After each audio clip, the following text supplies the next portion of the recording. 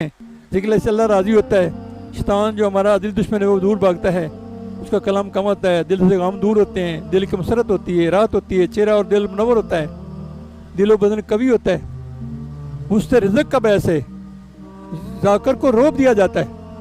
وہ اس کے سامنے کوئی آنکھ تک بات نہیں کر سکتا، حتیٰ کہ جنات بھی، انسان جو اللہ کا دوست ہے اس کے اتنا نورانی روب ہوتا ہے، اس کے آگے نار نہیں ٹھہر سکتی جس میں نوری طاقت ہوتی.